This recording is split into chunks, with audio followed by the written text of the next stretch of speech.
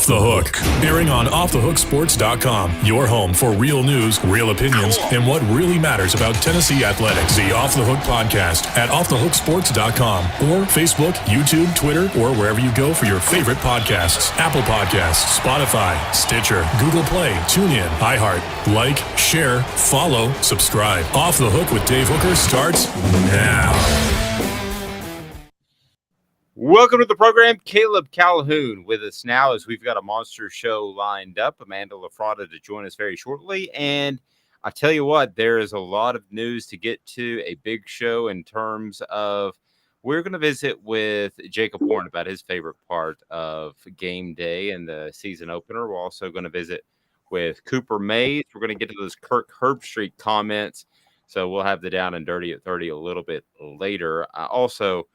Boy, a guy with the Tennessee tie, Brady Hoke, out at San Diego State, having a heck of a time dealing with a just terrible situation involving a sexual assault of a 17-year-old girl last year. So, and then Tiger Golf. Are we going to have primetime golf? We may very well have that. But Caleb Calhoun joins us now with Off the Hook Sports and Fansided. And Caleb, thanks for the time. Talk about your work and in particular the press conference yesterday. I sensed a group that was very, and there we have Amanda. I sensed a group that was very competent. I even noticed before I was watching the press conference before they actually went live, Caleb, and I noticed that you had Josh Heupel joking with the media about picking up their credentials and parking passes. Just seems like a very confident group to me. That's what I came away with. You? Yeah, I agree. I think there are still some things to work out. I think as I wrote yesterday, Josh Heupel's really, you could tell through his press conference, he's really worried about trying to make sure he establishes and develops a lot more depth than they had last year. But that's a much better position to be in than having to figure out who's going to be the main rotational guys going into the season, which he didn't really know last year until I would say October, which is, I guess natural when you're a first-year head coach installing a new system. And I really actually liked his approach to talking about trying to figure out depth too, because you can tell, fall camp matters, but he was asked about it yesterday and he's like, you're not really going to have an idea on like who fits onto the rotation until you actually see them under the lights. You see some coaches very, very stubbornly. I think Jeremy Pruitt was this way. It's all about who performs best in practice and who performs best in practice. And I think the less arrogant coaches actually do think what you actually do when it matters should count to a certain degree also. That is true. Amanda LaFratta, we have to kind of go off of what Brew McCoy's done in practice because he's very limited in games. It is funny. I was thinking last night how he's kind of been anointed as this second coming of Bayless Jones, perhaps. But I find the whole thing very intriguing.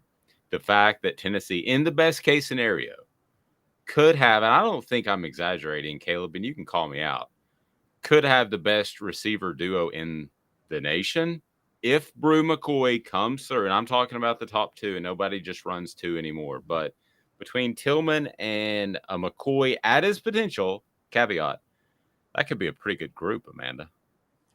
That's a big if, though. That's a big if. Monster. So, going that route is a difficult.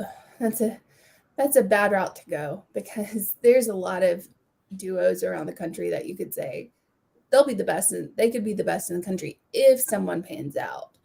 Brew McCoy, though, he has garnered a lot of fascination, and I'm not exactly sure if it's just him as a player or if it's the circumstances and the situations in which we've seen his eligibility come about, especially with USC. It's more of a, fascination with a university possibly being vindictive against a specific player. That's just my opinion anyway, but it's garnered a lot of fascination his eligibility has.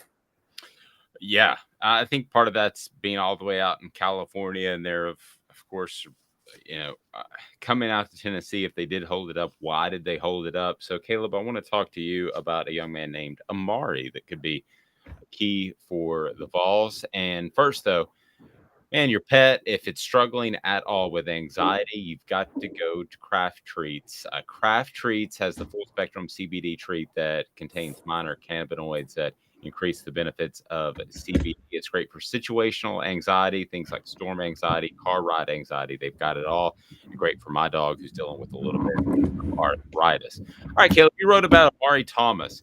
And if I listed the players and the coaches that were available yesterday, he probably would have been the least sexy. But as far as, exciting type of player, that being said, he is key because I like Tennessee's edge rushers a lot.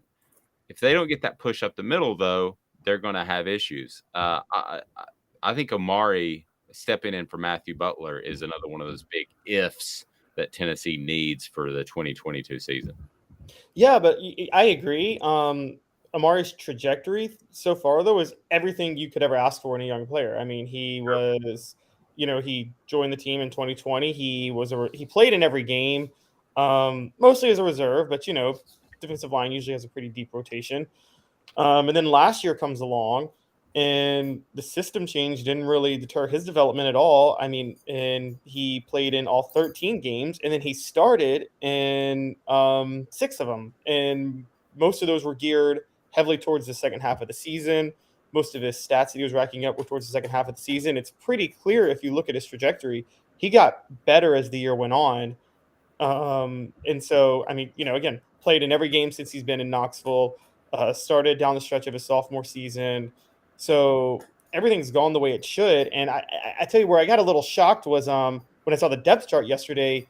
My money was actually on Latrell Bumpus being the starter to replace Matthew Butler in the middle. I thought Amari Thomas was going to start, but I thought Latrell Bumpus was really kind of the anointed replacement for Matthew Butler. And it looks like he's going to back up, according to the depth chart at least, it looks like he is going to back up Tyler Barron at defensive end. And so it looks like, they're all in on Amari Thomas on that one spot. And so we'll have to see how that goes. I think Latrell's maybe a little bit of a tweener. I don't know if they like him to tackle or end a little bit more, but it certainly seems like he's grab it. Usually you go the other way. You go from linebacker end and you keep eating and you end up at defensive tackle.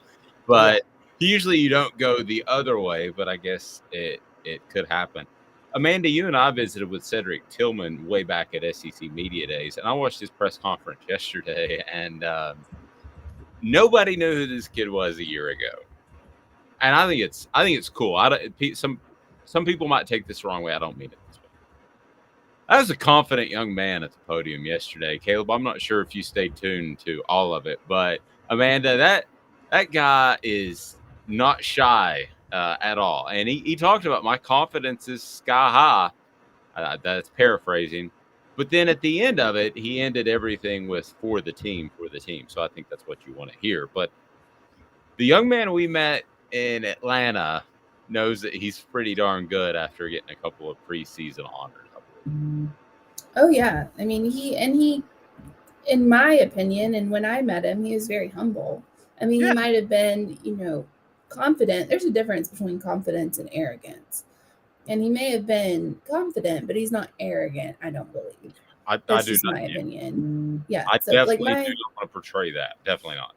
My husband is very confident, probably one of the most confident people you'll ever meet in your life, but he's not arrogant. There's a difference. And I think confidence has a really Tillman's confidence especially comes from a knowing that you're contributing to something larger, something greater, that you are a part of a group and that you are doing your job to make this group a better team. I think that is a difference between arrogance is more of a Baker Mayfield kind of thing. I mean, or if you want to take it a step further, Johnny Manziel. Yeah, let's go out and let's shine in a solo performance. I don't think Cedric Tillman is like that. I think he's doing it more from confidence as a part of this team and making this team better. All right, Caleb, let's get back to this defensive front. As a group, I think you and I both like the edge rushers. Other than Amari, who are some of the guys that you think need to step up? Because we talk about replacing Velus Jones and guys that are perhaps a little bit better known. We don't talk about replacing Matthew Butler, who has gone on to the NFL and was an above average player. I mean, if you're selected obviously in the league, you're pretty good. But Amari and then kind of who else are they leaning towards, you think, to fill in that gap in the middle? Yeah, so looking at the depth chart yesterday, they have Karat Garland and Bryson Easton kind of competing at the other spot in the middle. Karat Garland is not that shocking with, like you mentioned, Latrell Bumpus being a tweener. He's the other veteran, and he started at defensive tackle in 2019. Kind of interesting story. He entered the transfer portal in fall camp of 2019 and then came right back. And then about halfway through the year became the starter. I think took the job away from Greg Emerson. And then about a year and a half later, Emerson entered the transfer portal himself. The kind of interesting star in this is Bryson Easton. This guy committed as a linebacker. Funny enough, Bryson Easton and Tamarian Mcdonald were both linebackers when they committed to Tennessee in 2020. One is now going to start at nickel, and then the other is going to start at defensive tackle. I don't know how you can go that far separate ways. Wow. But I think that's called rebuilding a program, is what that's called, Caleb. Yeah, yes, that's very true. So watch out for Bryson Easton. He's assuming he's kept some of his quickness and his agility while putting on that weight, he could be a major threat. Obviously, there's still Elijah Simmons and John Terry are still on the roster, and it looks like Jordan Phillips is worked his way into the depth chart. He was a unheralded 3-star defensive tackle who committed. Let's just see what happens with him. Another shocker is that I would have put Tyre West in here, but it looks like they've, like Latrell Bumpus, they have him at defensive end too now. And so we'll have to see what happens with that. I don't think they're going to be a great run stopping team. And I don't know that they need to be, because teams are going to be throwing against them a lot because of their offense. But I don't know that. Sorry, Amanda. They have the War Daddies. Caleb fell over for a second. Caleb, great stuff. I know that you have you were going to tune in to Josh Heupel's. Is that the SEC teleconference today with Thursday, or is that tomorrow? Tomorrow. All right, great stuff. We look forward to more from you at Off the Hook Sports. People can follow you on Fansided as well. We appreciate the time, Caleb. Thank you, sir. Is that a dog? Yes, that is my dog. Who's on the screen, guys. Let me see. Is that a Smokey? No. People think he's a hound. He's a half lab, half Australian cattle dog. So he's cute. Okay, so he's a generic Smokey. Yeah. Instead of going, I like it. People mistake him for a hound all the time. I'm a big fan of the pound. I think saving dogs is a great way to go. So, all right, Caleb, we appreciate it, buddy. We'll talk to you. All right, thanks. Have a good one. Thank you, buddy. Caleb Calhoun of Off the Hook Sports. And then, Amanda, I wanted to get to Kirk Herbstreit's comments because they were pretty strong. Please hit the like and subscribe button. We did a little bit of research. 80% of our viewers have not subscribed to this channel. So hit the subscribe button, pound the like, and then we will be able to show up in your feed more often. So the Mattress Place, 22 years on Chapman Highway. They're just incredible. I mean, if you want the best price on the best mattress, the Mattress Place, 22 years, Marine Corps veteran owned, A+ accredited member of the Better Business Bureau, over 225 5-star reviews on Google, huge selection of 2-sided flippable mattresses. No gimmicks, just 30 to 70% off every day. That's the Mattress Place. Amanda, Kirk Herbstreit, I don't want to put words in your mouth, but I think he said what we've been saying the whole time. And I know Tennessee fans don't like to hear it because Tennessee kind of got thrown under the bus, but essentially paraphrasing what he said to the LA Times in a story that came out just after we were wrapped up yesterday, he said that Tennessee, let's start big picture. He said that the NIL was intended to benefit current athletes. That's a check mark. We both agree on that, right? Yes. Not prospects. It was not meant to be a recruiting tool. And then I don't know if he was localizing it. You know, Herbstreit lives in Nashville. I don't know if he was localizing it because of the LA Times. Maybe he was. He's a smart guy. Wouldn't surprise me. That he said, then down the road, you have Nico getting reportedly $8 million for 3 years. So your take on his comments, because mine is simply this. He's right. But Tennessee, if they can take advantage of this weird, ambiguous loophole, should do so. What do you think? I don't think you call out a specific school or player. I think that's kind of tacky looking, especially as such a big media member and someone who is going to be covering the SEC exclusively. So I don't think that you do that. I don't think he's wrong in saying what I've been thinking the entire time is that the NIL is being used in a bad way. It's being used to get kids to go to certain schools instead of rewarding them for the stuff that they're doing on the field for the school at the current time. But to call out a specific player is that's not a good look. I don't think so anyway, especially not someone who's, I think Nico's 17. Yeah, you're talking about probably the voice of college football calling out a 17. Yeah. And he's 7. I mean, the kid's a minor, so calling that out, and plus it's been speculated that Nico is the $8 million recipient, and it has not been proven or it hasn't been reported either. So that's just speculation at this point. It's one of the strangest stories I've been around, because it's just kind of like common knowledge but never been confirmed, which means it's not confirmed. I mean, like it's you still said, not confirmed. Yeah. Yeah, it's speculation. I mean, like you said, from a journalistic standpoint, even having the conversation is probably unfair to the young man and unfair to Tennessee. It's just been so pervasive that it's really, really hard to ignore. So Tennessee, with 2 days away before they begin the season against Ball State, about 35-point favorites, somewhere in there. It's not going to be a huge game. I want to go over some of the lines with you. So the down and dirty 30 continues. As what do you make of this whole Tiger Woods golf thing? Because I've not read deep into it. However, I am enticed. The thought of having and just to give a broad background, because I'm probably not as knowledgeable as you are about the subject, but a broad background could be potential for Monday Night Football or Monday Night Golf. Could be potential for to play virtual courses.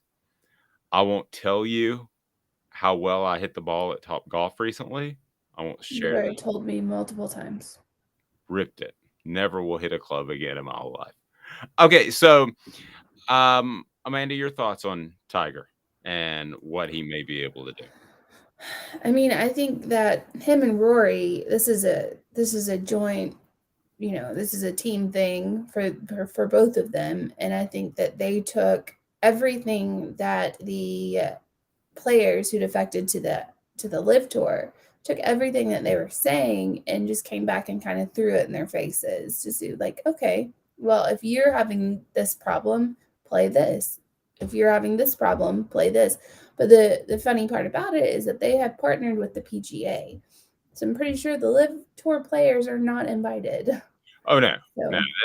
This is obviously, and let's be real honest. I mean, the PGA, in terms of promoting itself, has sat on its haunches because it could. I mean, it's done fine, but I don't know the issues between the PGA and the individual golfers. I know that they have issues with the PGA. I don't exactly know what they are, but I will tell you this, that I don't think the PGA has done anything great in terms of marketing or setting itself up. I mean, they had the Phil versus Tiger thing. I thought that got some interest. And again, I'm not talking about the regular golf fan that watches every week. I'm talking about the ancillary fan. You can draw me in if it means something. So if Tiger had to step in and Rory and promote this thing, then I'm down with it, because I'm not down with the Live Tour. Never have been. So Tiger is the PGA. Sorry. Tiger's the PGA. And the reason why the PGA hasn't had to market anything is because Tiger is the market. Tiger is the advertising. Tiger brings the people in.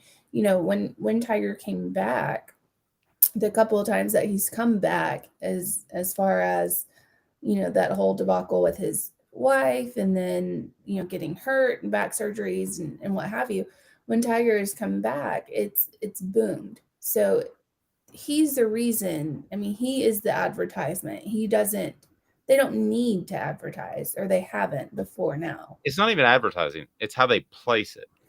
I just think there have been some times where, in particular, the PGA Championship drug on into football season, got completely lost. Now, they've altered that since. But I think there are a lot of things they could have done over the years. But you're right. I mean, when you got Tiger, what does it matter? It's like Buck Bellew handed the ball off to Herschel Walker. What does it matter? No one, What kind it doesn't. You're going to watch Tiger no matter if he's on at, midnight, or if he's on during your favorite NFL team. You're probably going to go back and forth a little bit. Yep. Zool Beer Company downtown. Zool Beer Company is absolutely fantastic. They've got the big scenic view of downtown Knoxville. They've got the panoramic view, and they have award-winning beers. That's right, worldwide award-winning beers. They're at Zool Beer Company downtown. XUL Zool Beer Company, the official craft beer of Off the Hook Sports. So, Jacob Warren visited with us. I hate this term. It's one of my least favorite. You want to come out and start fast. Nobody says they want to start slow. So let's talk to Jacob Warren about coming out and starting fast against Ball State, which Tennessee's offense tends to do anyway. It's like that's what we do, right? We're trying to score as many points as possible. I know you don't literally mean play fast, but you mean just come out, put scoring drives, first 3 drives, we're trying to score touchdowns, right? I know that's what you mean, but man, like that's how we play, and that's kind of our identity. So I think going into week 1, like that's going to be the biggest thing, is to come out hot, show everyone what we've been working on, all the timing being perfect, and running backs hitting holes, and just picking up a lot of yards, making it really exciting for the first game of the season, and kind of show everyone what it's going to be like as we get rolling throughout the whole season. I was talking to Cooper about this too. So you go into this game, and there's no surprise factor, because last year maybe you surprised some people with the tempo, but now Ball State knows that's coming. Mm-hmm. He talked about it'll be interesting to see in the beginning of the game how they defend that. Did they drop somebody else into coverage, or did they play it more straight up? So how much of the first couple of series are fact-finding missions for you guys as much as anything? Yeah, and that's the thing. Like, we're as we install plays and we go through it in practice and talk about it and watch film and everything like that, what you're watching from last year could be completely different from what it is that we're actually gonna get, right? Say we prepare for 4 down, they play over to the field every single snap, whatever, like this is how they played last year. And then now they come out on Thursday and they're in, 3 down, drop 8, everybody flying out of the box. You know what I mean? Like stuff like that. And we've been preparing for 4 down, field over. You know what I mean? So Jacob Warren, brought to you by Vassy Lawn and Garden. Man alive, it's worth the drive. Go to vassy.com for more. And this is just a terrible story all around. Involves a former Vol and Brady Hoke, who at one point was actually the head coach at Tennessee for I think about 2.5 weeks. And Brady Hoke was? Yeah, I know he's the head coach at Michigan. No, he was the interim head coach for about 2.5 weeks. Oh. So in his first public comment since the civil lawsuit was filed last week, accusing former San Diego State punter Matt Araiza and 2 of his then teammates of sexual assault of a 17-year-old, he reemphasized the university's position that it followed its guidance from local police. And I don't know how anybody else would handle it, but I happened to watch the press conference, and it was just the preaching of the thing that rubs me the wrong way sometimes in these situations is the preaching of accountability. So what do you tell your players? To be accountable, to be accountable, to be accountable. And then Brady Hoke opens his press conference with, I'm going to give an opening statement, and I'm not going to take any questions. I understand the legalities, but that to me is hypocritical. If you want to field questions and you want to get bland non-answers, so I'm not going to comment on that, that's fine. but that he is the face of that program. He has to be accountable. It's a terrible situation all around, Amanda. Again, though, these aren't, as you pointed out before, these aren't criminal charges. These are civil charges. Yeah, I think I'm going to go opposite of what you said. I think he's smart for saying I'm not going to take any questions. Nobody Because is if people, smart. But anyway, go ahead. well, if people, as a journalist, as a media personality, whatever, you're going to try to dig to get as much out of somebody as you can. So for him to sit up there and just take questions that he can't answer for 30 minutes and just say, I can't answer that, or whatever. These journalists aren't going to ask you, or if they're decent, they're not going to ask you, well, how do you feel about the situation? They're going to ask you hard-hitting questions to try to get information from you on a case that you can't comment on. No, that's actually what I would ask. How does it affect your program? How does the distraction affect your program? I don't expect him to tell me if the young lady met the punter at a local club, or I don't want specifics because there's 8 sides to that story, because there's 2 other students involved. So there's 4 people that were supposedly there. But I would ask. I mean, right before an opener, how does this affect your program? So you think he'd be honest about that?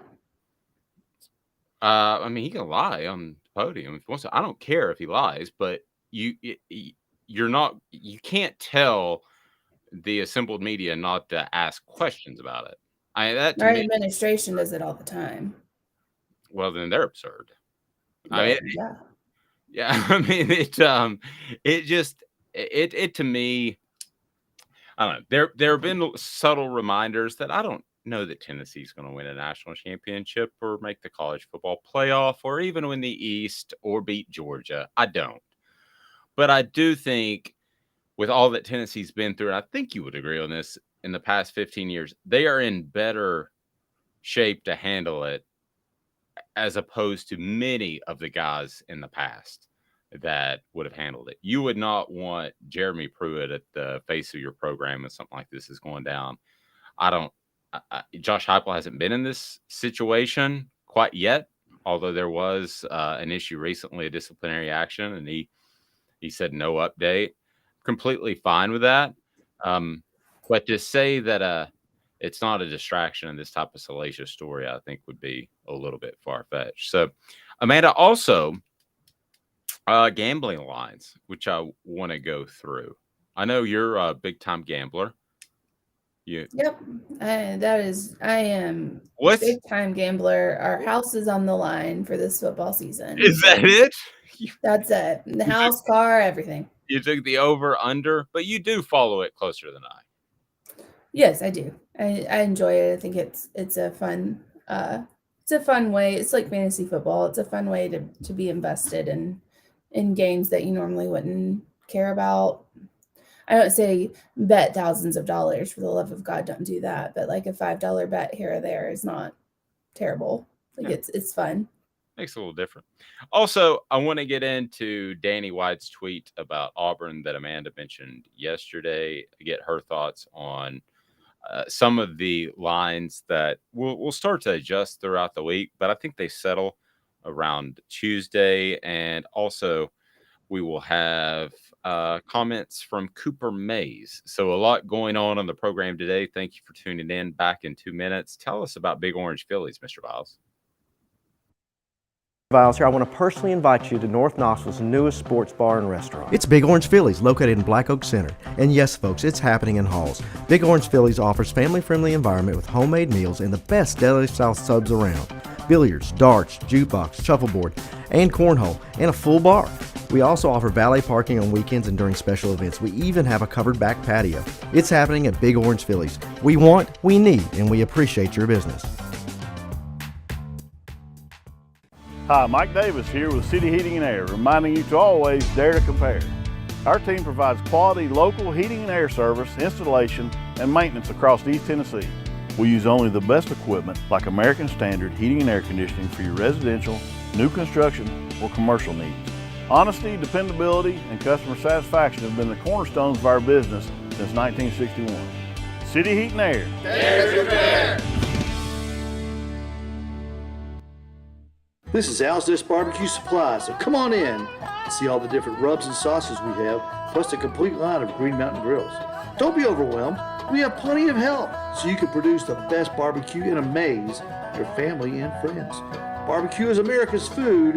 We'll do what we can to bring you all the best products. We're Al's Nest Barbecue, where Chattanooga goes to grill.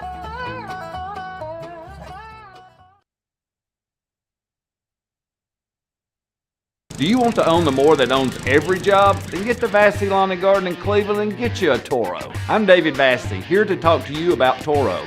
With a Toro Zero Turn, you'll get more out of every minute and you'll reach the finish line faster. At Vassy's, we like to say, no matter if you're mowing 3 acres a week or 11 lawns a day, homeowners and business owners alike find confidence in equipment they can trust from top to bottom. Vassy Lawn and Garden, Highway 60 North in Cleveland. Man alive, it's worth the drive.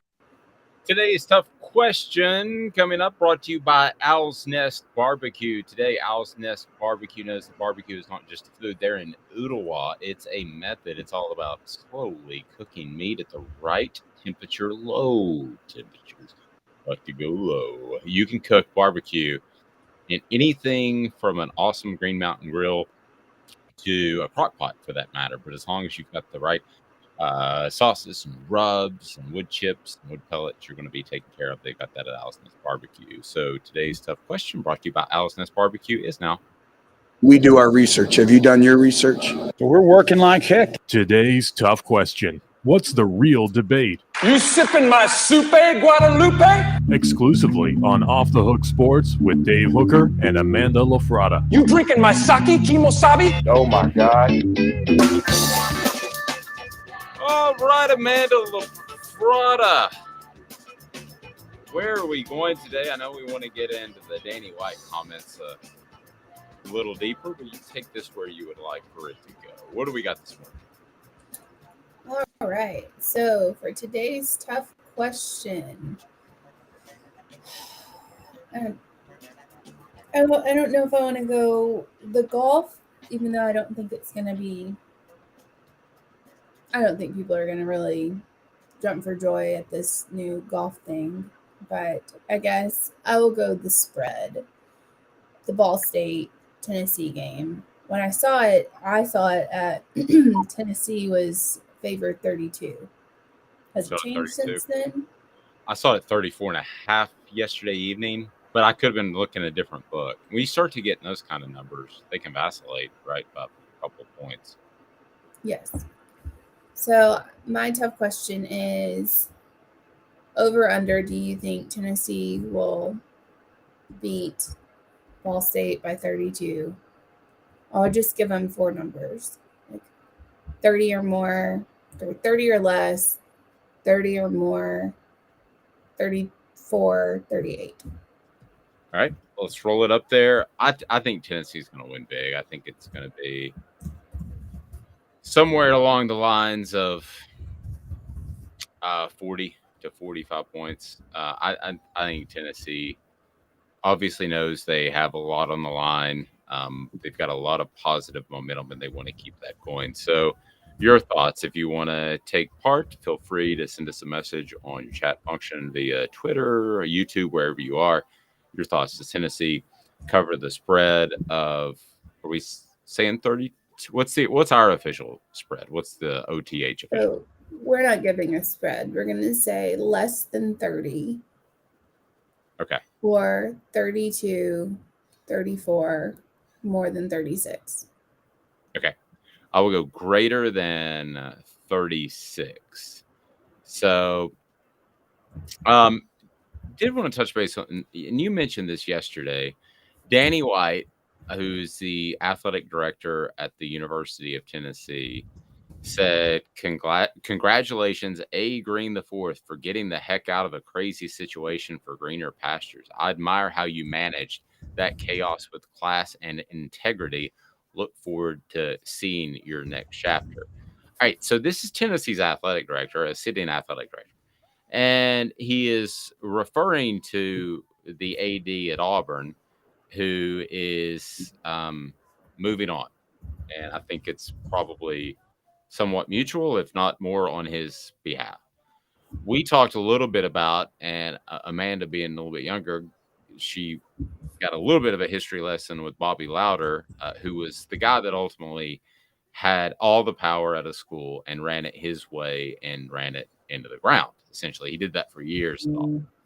But now that it's the Yellowwood, and we see that, but let's stick at this from Tennessee's perspective. What did you make of that tweet, Amanda?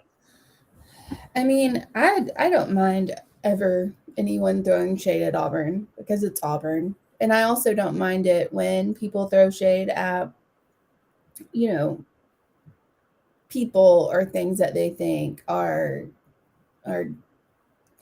wrong, for a lack of a better word. I don't mind it when they, if you think something's going on, or if you know something's going on that's not good, that's I don't mind you calling that out. I just don't. If it's a political stance, then I think that's an issue, especially as somebody that sits high up on at a university or athletic department. But if it's something where that there's some unsavory things going on at a university and you call that out, I don't think it's a bad thing to bring, recognition to that. I don't think. I bet he's already gotten a call from the SEC. I don't think they're going to take too kindly to that. And I haven't heard of fining athletic directors or anything, but I think it's a really, really bad look for one athletic director to call out another athletic department in its entirety. Even if they're doing some things that are bad, that people should take notice of and be aware of so that it stops. Well, what do you consider bad? Like if this were something that crossed moral or legal lines, yes. But yeah. Yes, okay, I'm okay with that.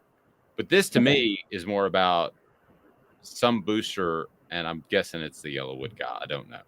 But some booster didn't want Brian Harsin to continue because they had a mass exodus of coaches and transfer players in the offseason right after the season was over. The season, to some extent, fell apart. You had Tank Bigsby on the sideline that obviously was frustrated. And I think they tried to replace Brian Harsin after last year. The buyout was monstrous. They did the internal investigation. That, to me, is a mess. But I don't know that you want an athletic director at another conference calling that out publicly. That to me is different. I don't know if I were Auburn fans, and God forbid that ever happened, but if I were an Auburn fan, I would be concerned with any place. I would be concerned with boosters having too much power, like we've seen at Texas. I'm not gonna lie, it looks to me like. And a lot of people around, the nation who follow college football, looks like Sarkisian his hands are tied at Texas because he just did that quarterback. I think they announced that it was going to be the one guy that didn't transfer in. I can't remember his name. And then they went back. I'm 100%. So how's Sarkisian hands tied at Texas? So the rumor mill said that it was going to be this one guy at Texas, this one QB. It's like the one that didn't transfer in, not Quinn Ewers or whatever his name was. And that Sarkisian was going to pick him, or maybe even did pick him or something. And a booster called in and was like, no, we've got Quinn Ewers. We're going to start him. And so Sarkisian had to name him as the starting QB. And people are going crazy about it because they were saying that Sarkisian's hands are tied and that boosters run things at Texas, which is true. They do run things at Texas. Everyone knows that. No one is shocked by it. That was, a lot of the coaching problems at Texas come from the fact that boosters are too involved. And when you have boosters who are too involved, The people who make money, and a lot of it, they're not necessarily your best football coach. I mean, my God, look at Jerry Jones. He's not your best football coach, even though he tries to be. He's not great at coaching a football team or even deciding which players are best. You leave that up to your head coach. And it seems like that there are a lot of, Tennessee included, when the Haslams are running things around ball country before they got caught up with the Browns. It seems like a lot of these boosters have a feeling like they should make these decisions because they give them money. No, you shouldn't. Stay out of it. Stay out of it. I don't think there are very many single run programs like Bobby Louder and Auburn back in the day. Now, I do think the Yellowwood guy has stepped in. Auburn may be one of those programs. And when I look at other programs in the SEC, I would look at a Mississippi State. And I'm basing this purely off the donor base because there might be one rich guy, but the chances are that there's 12 wealthy guys is probably a little smaller in Starkville than it is in, let's say, Knoxville. So I think that's scary. I think Tennessee was very fortunate with the Haslams that they had Big Jim, and Big Jim was all about looking out for Tennessee. You know, he played at Tennessee. He wanted the best. Joe says 49-14 Vols. Your predictions right here throughout the week. But he had the best interest of Tennessee at heart. I think his son had the best interest of himself at heart. And I think it's a great thing for Tennessee that he's got a new hobby, and it's called the Cleveland Browns. Just go play up there for a while. I think that's probably a good thing as long as the check's still clear, and they will. But ultimately, I don't think that you have this program, this problem at a lot of programs. But Texas is weird. So do they get involved with Steve Sarkisian and what he does? I'll tell you what I would do right now. I know they weren't good last year. I know that you should never be sub 500 at Texas. I understand that. But you have to at least give him enough rope to find out what happens. And he's gone out and gotten Arch Manning. He's gone out and gotten a really strong class. I'd sit back and chill if I were a Texas booster and see what happened in the next 18 months. I could give you a pretty good idea of where this program's headed in 18 months. Yeah, but you're not going to chill as a Texas booster because if a lot of billionaires think they know best, and there's no one who's going to tell them that they don't because they'd get cut off from the billions. So these people are very egotistical for the most part, and they think they know best, and you're not going to tell them any different. And so the threat of pulling a check, that's a massive amount of money, the billionaire is gonna win over the coach unless it's someone like Saban. Somebody that established, or maybe Kirby Smart is that established now. But you have to be pretty entrenched. You have to have had success. You have to have a proven track record at that school. So I agree with you there. Ultimately, when you talk about what Steve Sarkisian is trying to do at Texas, and I don't say this with any flippancy whatsoever, as long as he walks the straight and narrow, he's going to have success. He is. I don't know. Well, okay. So listen, he had the drinking problem that threw everything off at Southern California. So showing up to Sunday morning meetings intoxicated is not a good idea. So if he's cleared that up, I think he has a good offensive mind. And I'm basing that off the fact that Nick Saban hired him. So I think he has a good offensive mind. I also think that he has an awful lot of talent in the state of Texas. And you would think, probably be coaching at Texas after Nick Saban. So the West might be open. I don't know when Nick Saban retires, but I would say you're right in there. 2 or 3 years for both. Either 2 or 3 years Sarkisian proves himself or not. 2 or 3 years, we know if Nick Saban's going to be around. I think he'll have success at Texas if they just leave him alone. See, my thing is that Texas has, Yes, but they won't. That's the problem. They've had some promising coaches. Charlie Strong was a promising coach. Tom Herman was a promising coach. These coaches had success at the programs that they were at before they went to Texas. Then they go to Texas, and everything just like it just doesn't. To me, that says more about your university than the coaches that you've hired. Now, I understand with Tennessee, they've had some coaches, but they didn't have proven head coaches. They had, Derek Dooley, who was, we can go through that. The only one that was technically kind of proven was Butch Jones, but that was a whole nother thing. But what I'm saying is, go ahead. No, sorry, go. So what I'm saying is that if you're Texas and you have all of this talent and you have all of this money, facilities, all of that kind of thing, you're getting these head coaches that were proven in other programs, and it's going up in a blaze of glory at Texas. So there's something else there. That's the problem. And if you're seeing that Sark is trying to name a starting quarterback and he's getting overruled by people with the money, then that's probably the problem. Yeah, and at this point in the game, well, at any point when it came to football, I would side with the coach.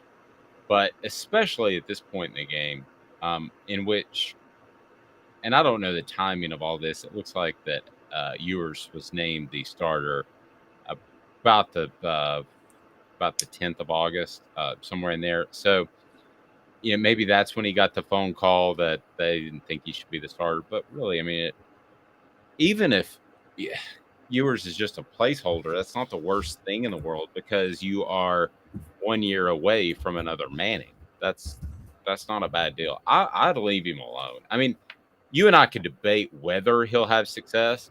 I think we'll both agree that if he's absolutely nitpicked to death and decisions are made above his head, especially when it comes to personnel, goodness gracious, he is not going to have success if that happens.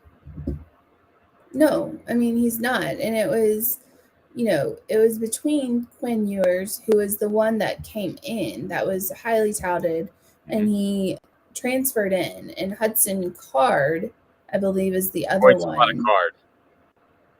What? He's quite a card. Go ahead. Sorry. All right. And Hudson Card, and I believe from what I've read, places, that he was leaning Card and apparently got a phone call that said, no, we're doing Ewers. Ewers is going to be the starter. That's who we want.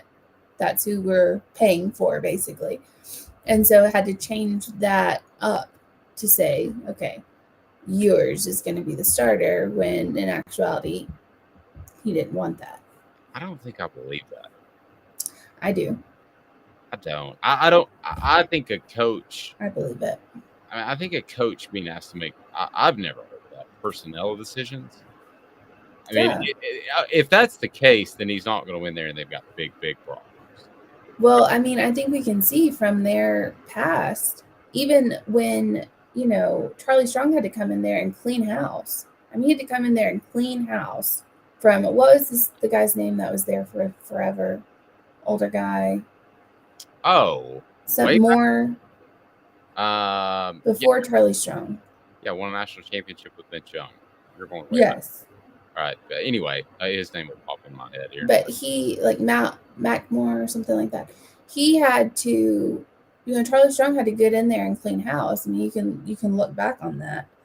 And the lack of success that Texas has had, there's something else going on there. There just is. There's just something else going on there. Well, Mac Brown. That's what. Thank you, Mac Brown. Yeah, well, struggling. Well, ultimately, when you look at the University of Texas, they've got everything. There's no reason that they couldn't be the next great dynasty, especially now that they're in the SEC. Whether or not they achieve that, it's interesting you bring that up, could come behind closed curtains or with the administration. But I if mean, it comes to personnel moves, I would literally quit that day. If somebody called me and told me to put this quarterback in instead of that quarterback, I don't care if you own all the oil in Texas. It's not good for my career to be associated with you. So I'm cruising like that day. well, I mean, it's Sark. So he went to, was the offensive coordinator at the Falcons, I think, before he went to Texas. Mm-hmm. Yeah. So it's not like he's just batting 1,000 here with the jobs he's gotten since his USC departure. Oh no! Now whether or not he's a good coach, but you do bring up a very interesting topic, because is Texas suddenly the place where coaches go to die? And that sounds harsh, but I did a Google search of Tom Herman, and Amanda, that's probably in your wheelhouse. Tennessee's coaches or Tennessee's fans wanted Tom Herman so bad they couldn't see straight. Everybody wanted Tom Herman so bad they couldn't see straight.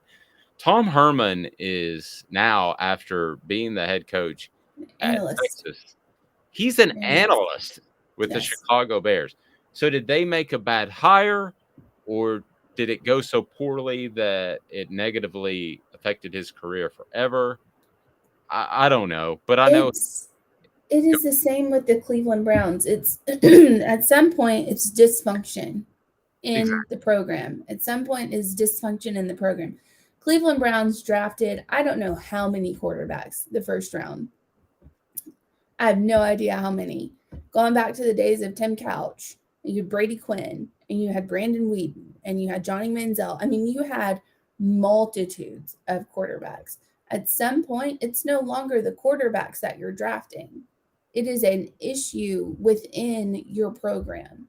Like that you can't just pick bad quarterbacks that many times in a row. Like that's probability on that is not like it is more difficult to pick like that many bad quarterbacks all in a row than it is to like hit the lottery or something. Like it just, you don't just pick bad talent over and over and over and over and over again. At some point, it is what's going on inside of player development. Yeah, not even that. It's just what's going on inside of that organization that is an issue. I don't think Baker Mayfield is upset to leave. I mean, No. I think he was completely cool with it. He was very happy with it, and I don't like Baker Mayfield. But what I'm saying is there is a underlying problem in that organization. I think there's an underlying problem in Texas's organization, and I don't think they'll be successful until they weed that out. Tell you what you don't want to weed out is the fantastic food at Big Orange Phillies. Big Orange Phillies knows that it's tough to get out for a long lunch, so you can go there. Casual shouldn't mean stale food options. Great taste is the name of the game. That's Big Orange Phillies on Maynardville Pike. It is very easy to find. If you're in Maynardville, you can get there. North Knoxville, you can get there. It's awesome. You'll love Big Orange Phillies. Great food. I had the wings over the weekend, and they were absolutely awesome. So it is funny. We're sitting here in East Tennessee looking at other programs' dysfunction, be it Auburn or Texas. And Tennessee appears to have things in line. But ultimately, we'll see. There were times I said from the get, I thought Butch Jones would win 9 games. I didn't know if he'd get beyond and get to 10, but I thought that Butch Jones would win 8 or 9 games. And sure enough, he did. I think he won 10 one year with a bowl game. But I say the same thing about Josh Heupel in a very different way. I think he'll push against 10 wins. I don't think he's a sociopath like Butch Jones, which is good. And I think that he'll push against those 10 wins. Ultimately, if he's not able to bust past that, it's because I think that, well, this is obvious. Nick Saban is one of the greatest coaches in the history of all sports. Tennessee plays them every year. Georgia, I think, has, I'm not going to say the next Nick Saban. That's too trite and easy. But I will say the next very successful head coach in Kirby Smart in the SEC. So they have to play them every year. So whether or not he ever overcomes those hurdles may have more to do with those schools than him because they're recruiting at such a high level. But Tennessee at 9 or 10 wins, I could see them consistently at 9, but they're going to have to break through with one of two things. Those coaches, something's going to have to go wrong, or Tennessee's going to have to get a special playmaker. And I always point back to Virginia Tech. Virginia Tech, if you remember with Michael Vick, made the national championship game. And it was one of the few times that I've seen a player kind of carry a team to that point. Now they lost, but they don't ever get there without Mike Vick. So if Nico is that type of guy, then that can change a program. There are a lot of things that can change Tennessee's program, but ultimately, man, I guess Tennessee's got to be pretty happy with the place they're in now because they were in a far different place just a couple of years ago with Bullethead. I don't think I always look back at this and everyone's like, well, there's Nick Saban in Alabama and he's so successful. He didn't start out that way. I mean, it didn't just come with him. He didn't just say, okay, I'm just going to be successful and here I go. There were other coaches in the SEC at the time, Philip Fulmer being one of them, that he had to get past. So it's not like it just landed in his lap. And if you're Tennessee, you're never going to be able to compete or beat, Kirby Smart or Nick Saban.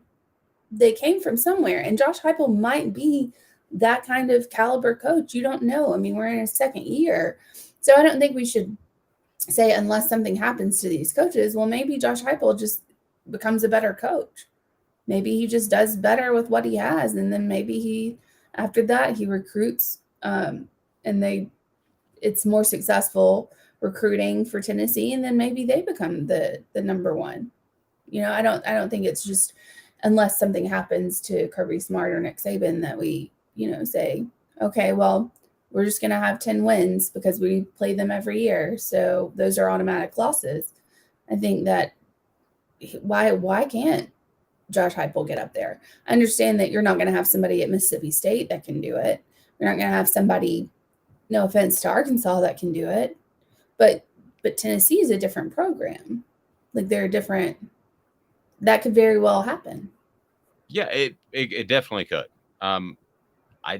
As far as from a roster top to bottom standpoint, competing year in and year out, they're going to have to win some of those recruiting battles against Georgia and some other teams, specifically Georgia. I say that even more than Alabama. Alabama dips into Louisiana, and they have a pretty good amount of in-state talent as well.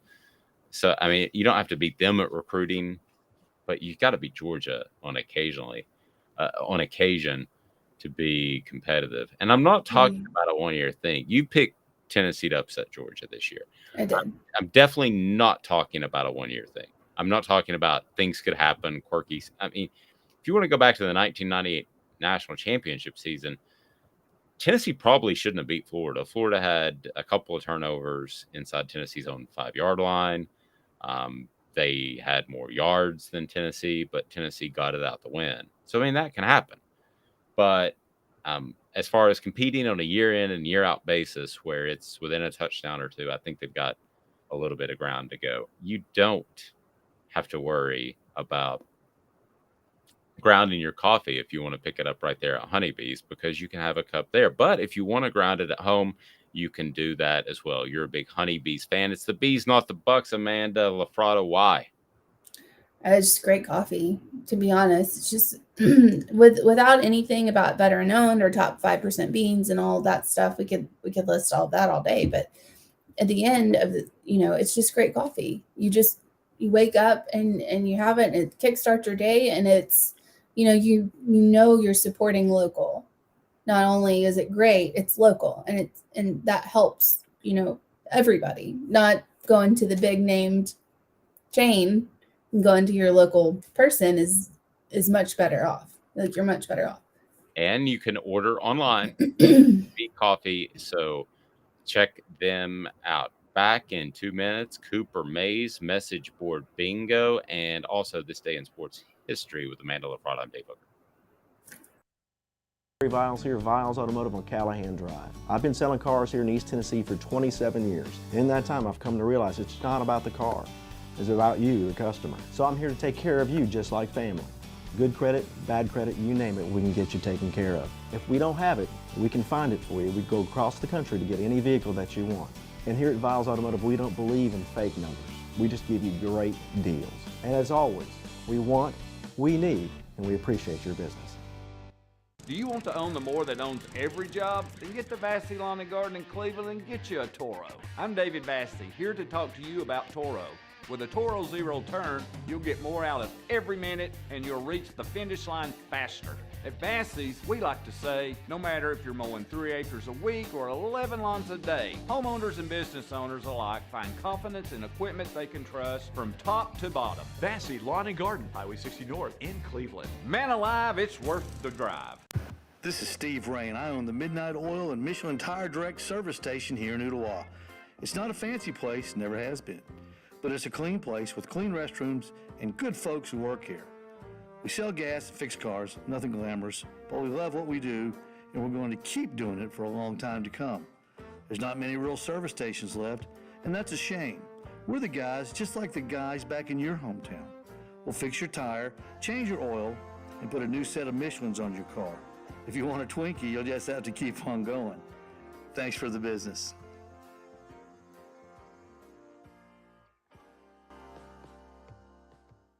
Hi, Mike Davis here with City Heating and Air, reminding you to always dare to compare.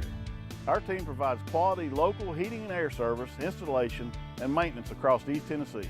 We use only the best equipment like American Standard heating and air conditioning for your residential, new construction, or commercial needs. Honesty, dependability, and customer satisfaction have been the cornerstones of our business since 1961. City Heat and Air. Dare to compare. With a poll question blowing up and Tennessee fans are confident.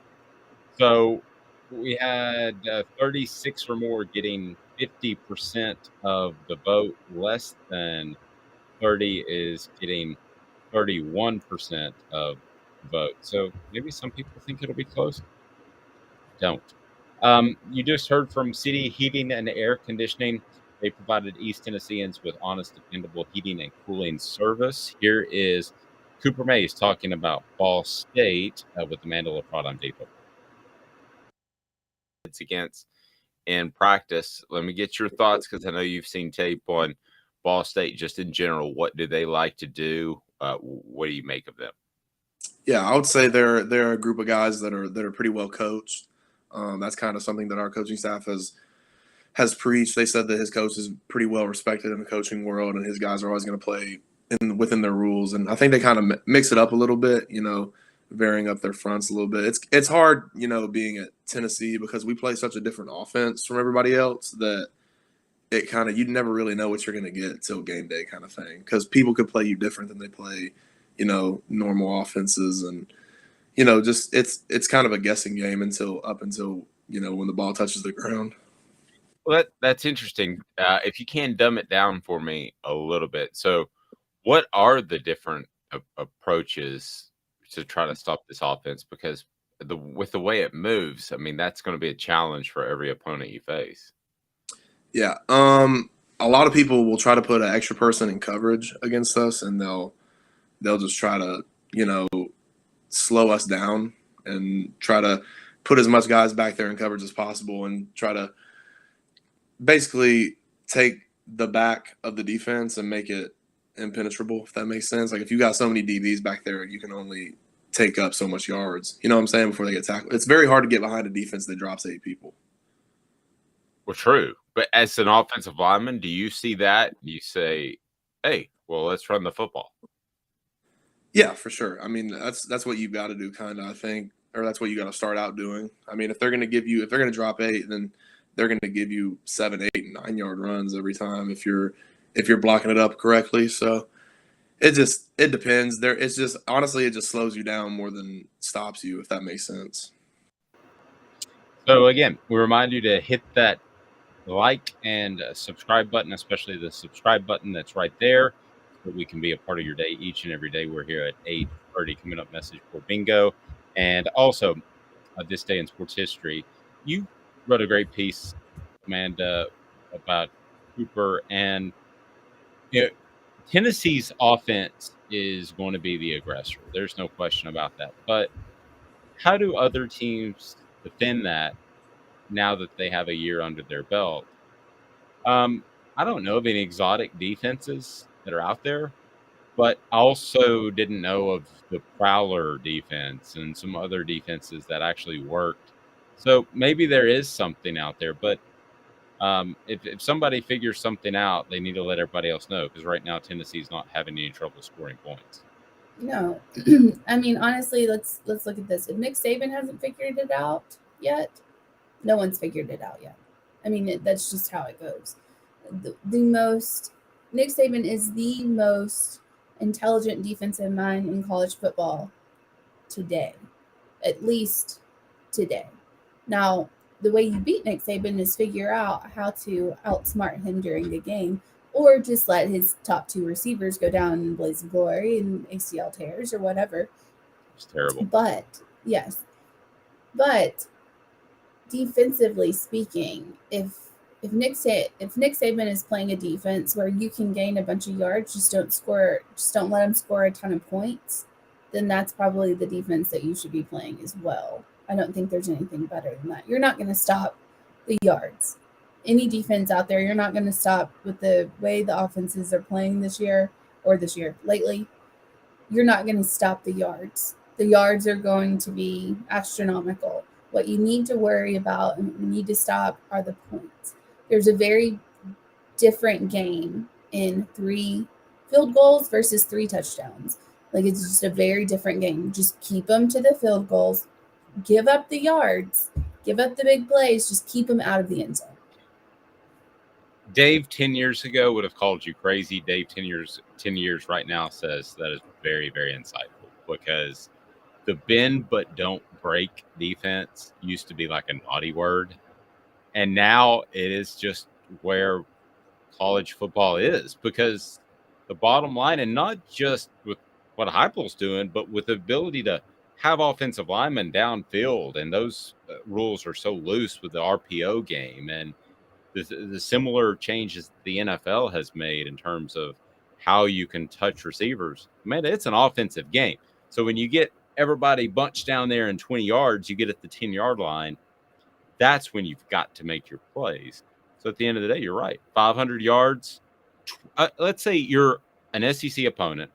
You could give up 500 yards and 24 points to Tennessee. Any SEC opponent, Alabama included, would you do that right now? Would you take that as of August the 30th? Yeah. I think I would. No doubt. Sounds insane. It does. The only way I feel like you're going to beat Tennessee is if you have a better offense than they do. Because the defenses don't matter anymore. As long as you can keep them out of the end zone, that's all that matters. I mean, honestly, keep them out of the end zone, but the rest of it doesn't matter. It doesn't matter anymore, because they're going to rack up the yards. Just keep the points as little as possible. I would take the 500 yards and the 24 points and just hope that my offense could do a better job against Tennessee's defense. I mean, I can't argue with you, but it sounds crazy. I mean, it does, but I mean, that's why I think that's my opinion. I feel like Georgia's in a tough spot this season. We'll see. I don't like their quarterback. You and I definitely agree on that.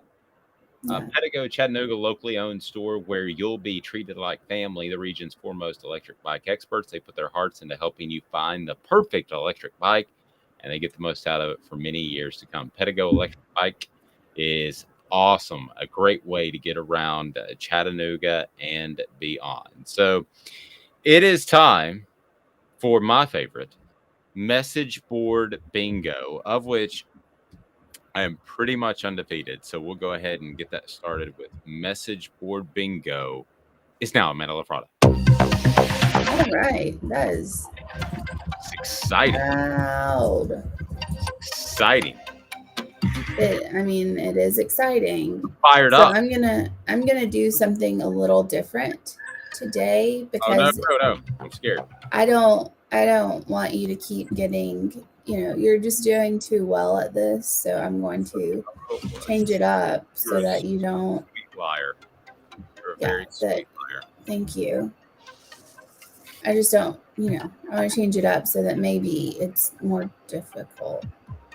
Yeah. For those that All don't, right. and hit that subscribe or like button. We're here every day at 8:30. I'm horrible at this. Go ahead. This is in discussion of CJ Stroud at Ohio State, the quarterback. CJ Stroud, the Ohio State quarterback. Yes. So this is going to be an opponent of Ohio State. So there's the hint. That's a hint. That's a good hint. Yes. Thank you. I would try to cheap shot Stroud early, see if you could knock him out of the game, take the 15 yards, and see if the backup is ready to be a hero. Anytime it starts with cheap shot, that's not good. I hate to tell you, but players kind of like each other. Yeah, they don't want to see each other get hurt. No, for the that's most part. Then you have some cheap shots, though, that people take. So. You got Andre Dirty Waters, who was a safety for the Eagles back in the day. So you have your guys. I'm going to say that's Ndamukong Suh. Ndamukong Suh. Yeah, that's a good one. I'm going to say Notre Dame because they play Notre Dame 7:30 on Saturday. Yes. Ah! Notre Dame. Notre Dame. Drummed it down to Dave version. I've Notre Dame. Never been more excited to choose the Fighting Irish. All right. So to be fair, though, on that, just to give everyone clarification, there were down votes. There were no up votes on that comment on that message board. There were only down votes. So not all Notre Dame fans believe that you should knock out CJ Stroud and try to take him out of the season for Ohio State. So that's good. I tell you, the hottest water I ever got into with fans, and it's completely joking, it was like June when you're looking for something to talk about, was what player would you most like to see mildly injured? Now, I didn't say it's serious, like not a serious injury, Amanda, and that did not go over well at all. I would have said, what player would you like to see out with flu? Okay, that would have been, I didn't have you at the time, but if I did, we would have done much better. Because a minor illness. Yes, because you can't actually look up the business number to the radio station that you work at and call that if you want to. All right. As it turns out, nobody wanted to see anybody injured. All right. So what do we got next, Amanda? Message board bingo on one of them. All right. So this is a team. All right. This is a team that's in the ACC. Okay. I'm calling it now 10-2. I say we split against Clemson / Texas A&M and drop one against Pitt, University of Virginia, Virginia Tech. Worst case, 9-3. We lose to A&M and Clemson. Either way, we'll finish top 10 or 20, which is a step in the right direction and enough to show recruits we're about to be a problem again real soon. Rack 'em. The sunshine is blinding. Okay, I could cheat and look at Texas's schedule, but I'm not going to do that. But I am going to say... Why would you look at Texas's schedule? For Texas A&M, excuse me. I'm going...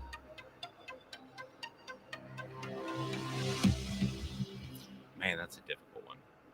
I'm going to go with Florida State. Miami.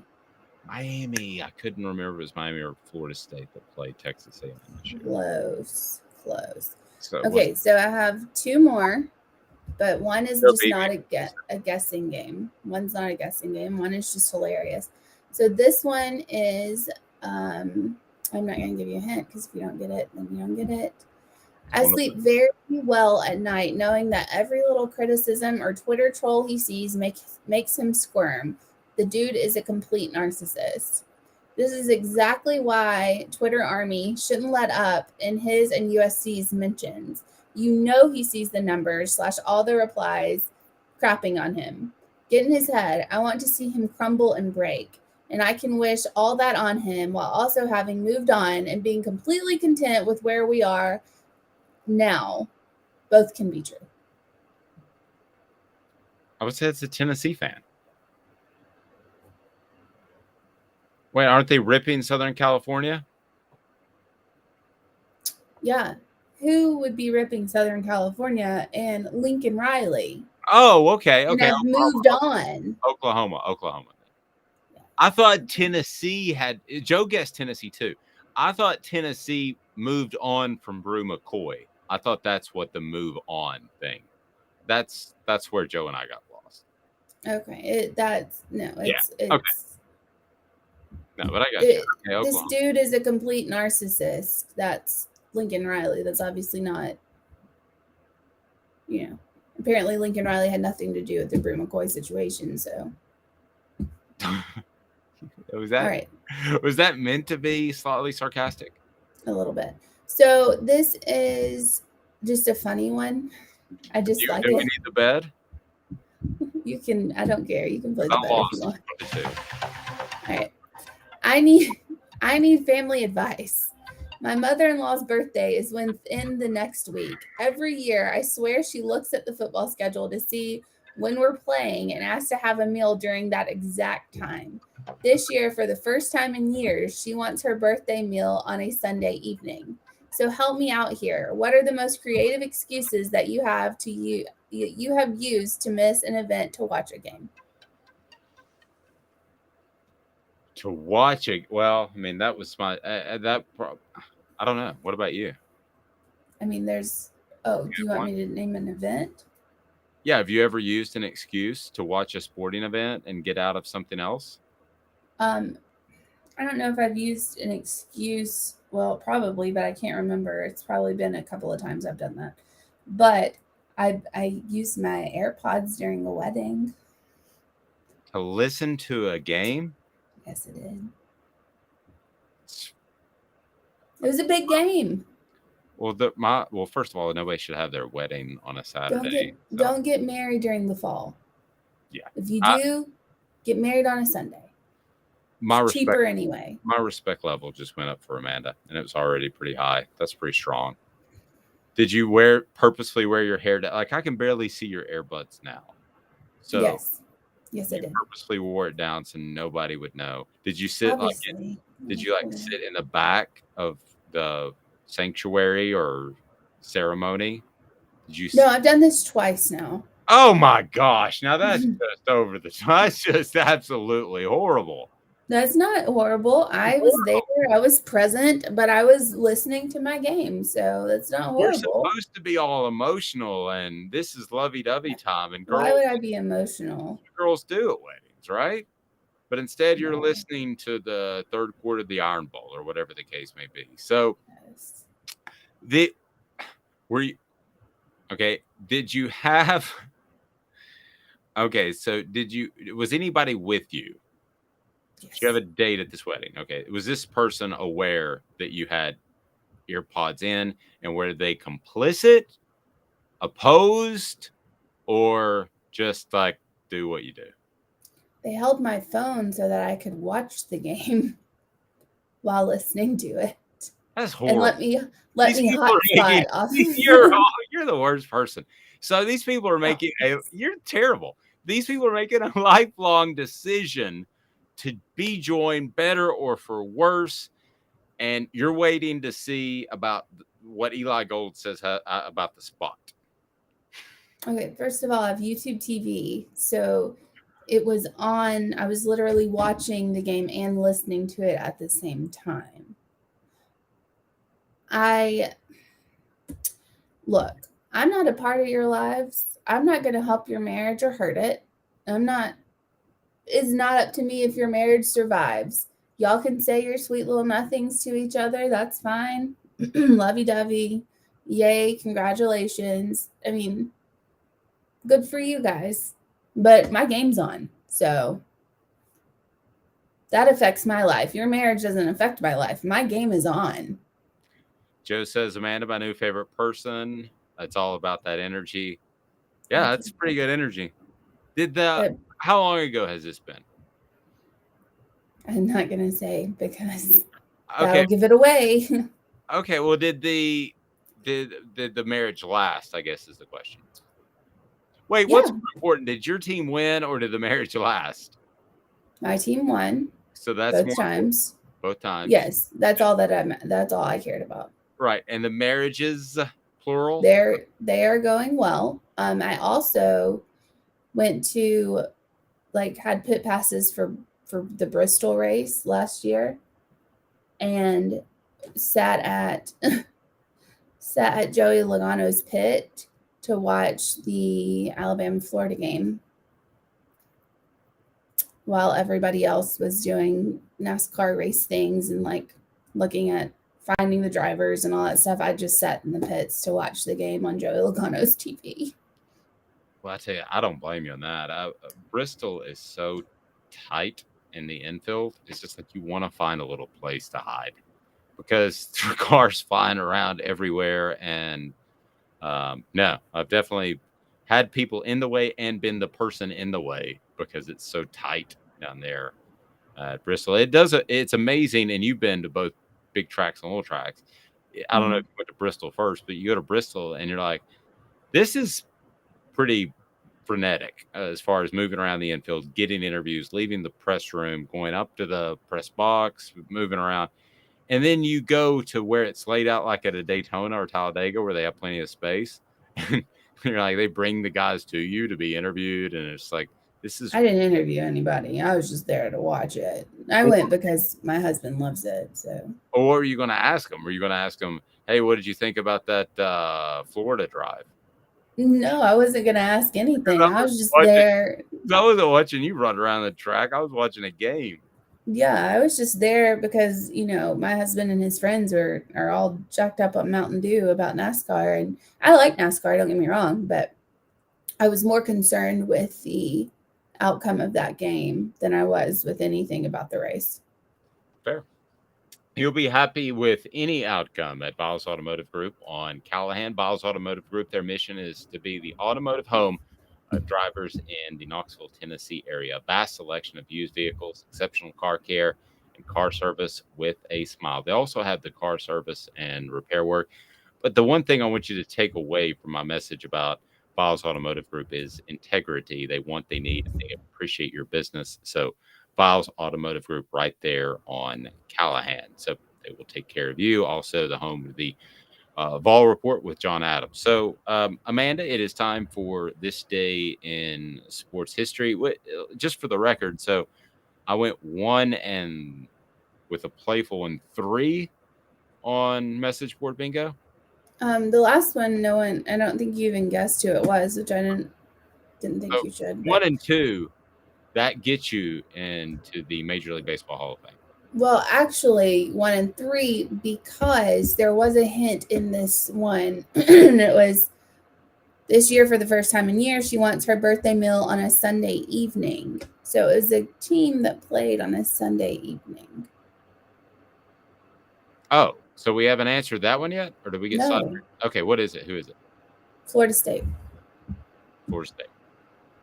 All right. The Thursday night game, love it, like it, hate it for Tennessee when you talk about weird scheduling. Love it. Love it? I love it, yeah. But because it's Ball State or because No. just in general you like a Thursday night game with teams you follow? Well, no, it's you are, as Tennessee, you are the kickoff to the SEC. I mean, Vandy played Hawaii at 10:30 at night. Literally no one watched that. There were actually 2,400 people in the stands watching another game on their YouTube phone. Probably just they're probably sitting there watching a replay of last year's game. Yeah, the good June Jones days. But no, there's just no, you are, as Tennessee, you are leading off the SEC this season. This is the first SEC game. I don't care about Vandy, Hawaii. I don't care. It's 10:30 at night. It doesn't count if it's past 10 o'clock. You are what? I'm sorry. I interrupted. Go ahead. No, you are leading the charge of the SEC football season. There will never be as many eyes upon you as there are on Thursday night, as far as like not Tennessee fan eyes, like just insane SEC fan eyes. There's so much hype around this team too. Everyone wants to see what you can do. So you're leading the charge with 2022 football season. Congratulations, Tennessee Volunteers. Well, and you're not talking about either a team that is going to win it with great defense. It's an exciting team that's going to draw more eyeballs as well. It's going to be a lot of points, so that's a good thing. Yeah, I mean, even if you have a dominant defense, fans are only going to get so excited. All right, This Day in Sports History is brought to you by our friends at Vassy Lawn and Garden. Man alive, it's worth the drive. Vassy Lawn and Garden. They've got Toro. Count on it. They've got the financing right there on site, open 6 days a week year round, and beautiful, beautiful Cleveland. So check them out. And I don't care where you're watching or listening from. Vassy Lawn and Garden is a great place to save a lot of money on a fantastic, be it industrial, residential, or commercial mower. Okay, This Day in Sports History. Boom. This Day in Sports History. Putting things in perspective, exclusively on Off the Hook Sports with Dave Hooker. You're so old. When you were a kid, rainbows were black and white. And Amanda LaFratta. New kids on the block just called. They wanted you as a backup dancer. All right, Amanda LaFratta, This Day in Sports History. What happened? All right, so it's not too much. I'm not gonna lie, it is not that much. So in 2006, Greg Maddux wins his 330th career game. 330th career game. Probably never see that mark again because of the way they sub pitchers over and over. Okay. And in 2012, Andy Roddick announces that he is going to retire from tennis. So, I mean, we don't have a lot going on. No, there's not a lot going on there. Babe Ruth was thrown out of a game in 1922. So that was 100 years ago. Dear God. So he was thrown out in that was 100 years ago? 100 years ago, Babe Ruth is thrown out of a game for the 5th time. Wow. You want to hear, if I may, real quick, a crazy stat? We don't talk a lot of baseball on the show, but you want to hear the absolute craziest stat that you will hear today, I guarantee you. And if I'm wrong, I will buy you and your husband dinner. Okay. You hear a better stat. Greg Maddux faced 20,421 batters during his time in the majors. Okay. In those 20,421 at-bats, how many do you think, can I reverse it here and ask you the question? How many of the batters actually saw a 3-0 count? They saw a 3-0 count, so 3 balls, no strikes. They're in command, big time. They're way ahead of the count. So how many batters or how many times did Greg Maddux have that? No. How many times did a batter see a 3-0 count out of 21,421 opportunities against Greg Maddux? I know it's a thinker, so it's kind of out of left field or maybe the mound. 97. Okay. Astonishingly good guess. So here's why it's such a good guess. Only 310 saw a 3-0 count. However, 177 of those were intentional walks. So it's the craziest stat in the history of man. You were incredibly close. You're looking at 130. What's 310 minus 177? I know we can do the math on that. You're looking at 123. 133. 133. Sorry. So you missed it by just a couple. 36. Yeah, it's fun. But I mean, pretty phenomenal. Maybe I should be asking you the message board bingo questions. I mean, maybe if you want to try that, we can.